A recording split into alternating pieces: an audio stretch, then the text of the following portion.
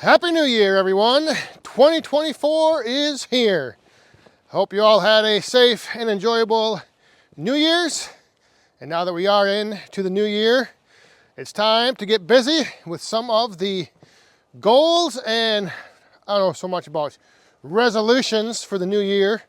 But one of the things that I want to increase in 2024 is my covered storage capacity here in the woodyard. And what I mean by that is that I want to be able to have more wood under cover like this or like this. This woodshed right here was built off of a large shipping pallet.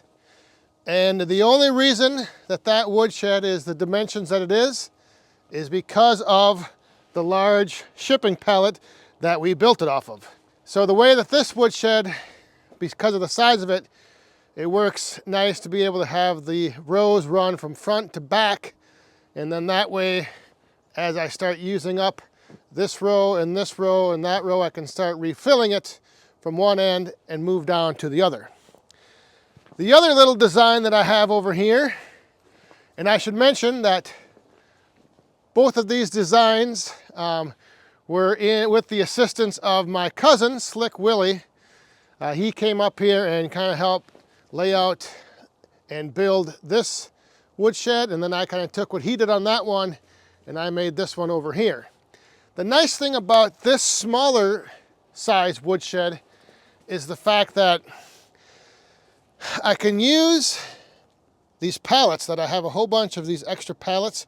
I can build those in to use as the floor, and I can then also fill up from one end to the other, and then as I start taking the wood off, or it's easier to empty, like moving from either left to right or right to left, and then start to refill it.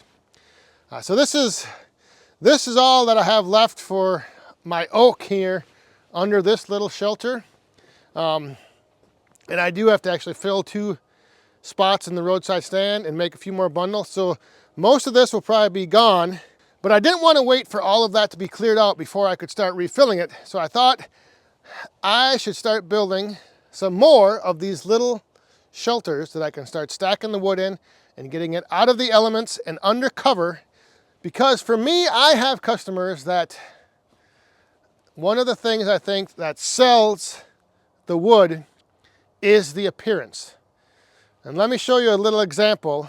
And I don't know why this happens, but let me just show you something.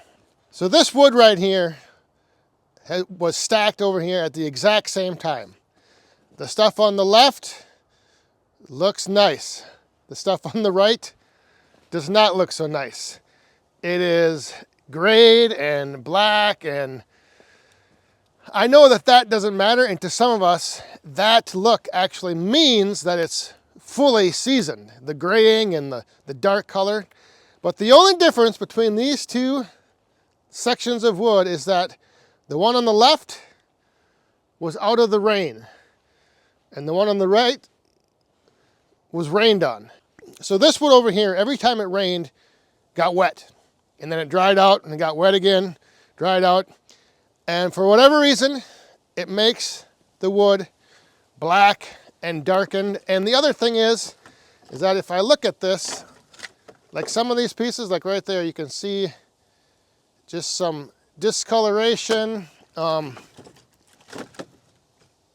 Yep.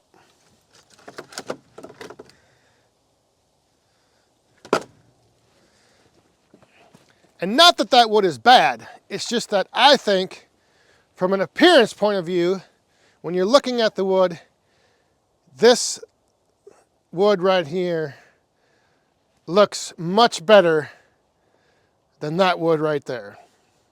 And again, this is just something that is a personal preference of mine, and I think when it comes to my customers anyway, I think stuff like that matters. I think it matters to them because at this time of the year, when they are taking it into perhaps their fireplace or to have, in their man cave, I think having a stack of wood in your house, the appearance of it should look nice. And I think that's one of the things that helps sell that wood from the roadside stand is that it looks clean, it looks nice, it just has an overall nice appearance. So in order to get more of my wood under cover, I decided to build another little structure like that. So this past year we took down Little Boss Man's old treehouse, and we built this, I don't know how many years ago. But when we took it down, I ended up with a pile of scrap treated lumber. So we have a bunch of decking right there. I've got some 2x4s. I got all this lumber to work with. I also saved all of the hardware, the screws, the bolts, everything from that playhouse. So I've taken it and I've started to repurpose it and build a little shelter to just stack the wood in. So you can see, again, the floor are pallets that are fastened down to 2x6s that are then connected to this post. And then on top of the post, I just have 2x4s, and then I use that decking. And what I'll end up doing is I will end up taking, I have 12-foot long sheets of steel, and I will take those, cut them in half, and then I'll put a 6-foot sheet of steel on the top. So there will be a little bit of a overhang.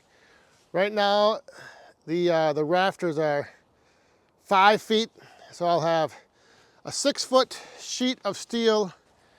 But yeah, there is my little, my new little shelter. And again, like, so I don't get into, you know, I just take things and repurpose them. I don't get into like measuring out and getting all fancy. So like for example, like this 2x4 I just had laying around. So I just put it in there. That's how long it ended up being for a cross bracing. Down here, I found another scrap piece of some decking. So, you know, that I just put on there. So there's nothing fancy about this. It's just gonna have wood under it. My plan is to now add another section. So I'll come out 2 more pallets, and then I'll put another post, and then I will connect everything together with that section. So I'll end up with just little cribs, and I eventually want to have, I don't know, maybe 3, 4 of these sections, like just lined up right down the line right here.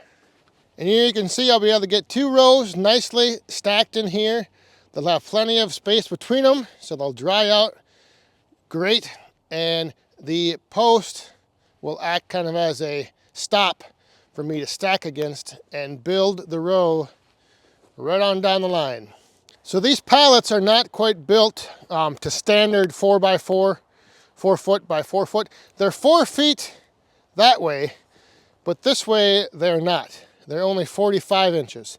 So the inside stacking dimensions will be 2 rows deep, and they will be 7.5 feet. So that is what the new year has me working on, increasing the capacity of my covered storage. The height, I should mention, the height is, I think 8 feet in the front.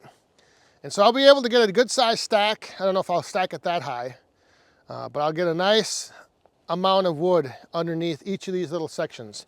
And I just feel that now that I am a professional hobbyist, I just feel I need to live up to those standards. And I just think that, you know, if I were to stack the wood over here uncovered, it's underneath the canopy of these pine trees. It will get rained on.